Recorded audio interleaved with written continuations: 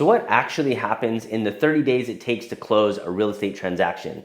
And how do we work together so that all of your deals get funded? If you're a wholesaler or a flipper or an investor, the foundation of every real estate transaction is exactly the same. You typically go under contract, you're waiting for 30 days, and if all goes well, you're closing or purchasing that property. So let's break down exactly what happens in that 30-day timeline. Okay guys, so like I said, everything starts when you have a purchase contract.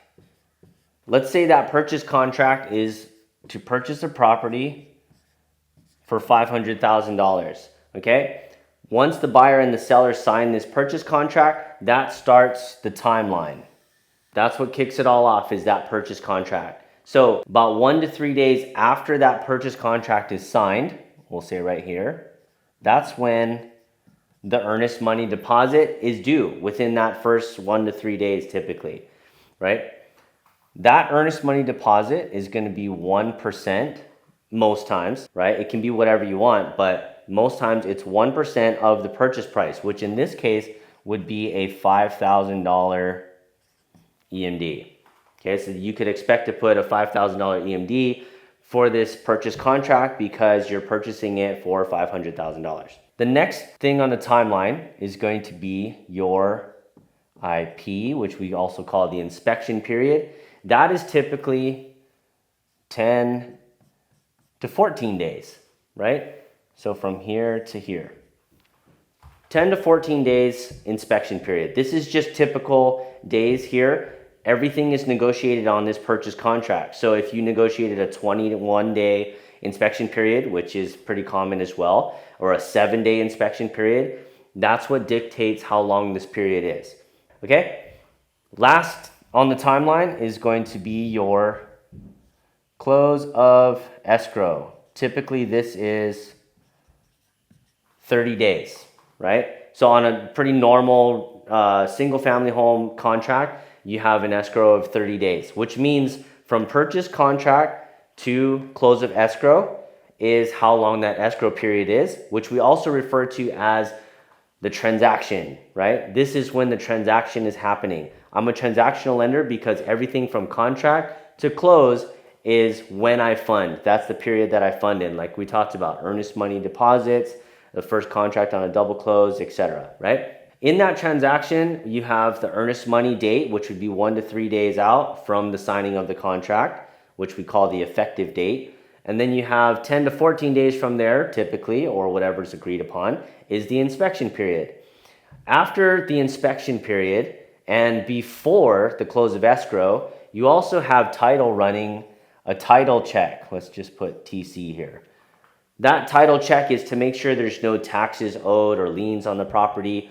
They do it so that they know that they have a clean title and that the buyer of that property is not picking up any of those obligations, right? So there's a title check that happens.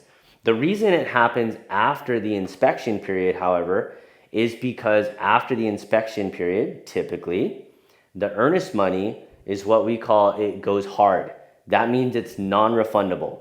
After the inspection period, the earnest money goes hard and it's non-refundable to the close of escrow. This increases the risk to the buyer. So that means that the title company is more secure in spending the money it takes to do this title search and use their time and efforts to complete it, right? Because this is more secure now that the buyer is actually going to close. They do the title check at that time, or title search.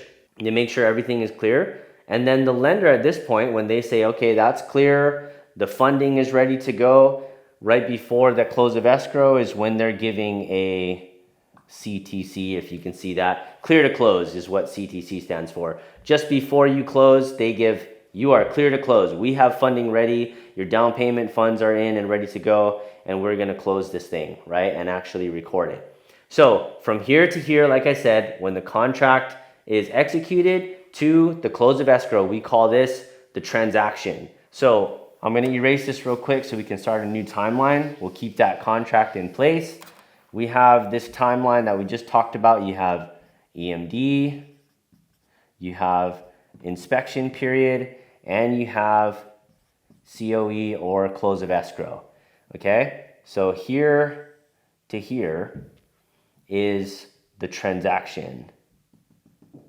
Everything after that transaction is now ownership. This is when you own the property. So it's important to understand this crossover when you're looking for funds for this side, the transaction. If you're looking for funds for this side, you're speaking to a different lender. That's why it's so important to understand that. You're looking for a transactional, there we go, lender. And then this is a different type of lender. This type of lender can be a gap lender, a DSCR lender, a hard money lender, all the types of loan products that you could imagine, right? That's that type of lender here. So transactional lenders work on this side. That's what I do. I provide earnest money, double close on the first contract, all of those things we just talked about. So I hope this video was helpful, guys. This is the end of it for now because we're going to start going into the next videos where I'm going to talk about the types of transactions that I fund.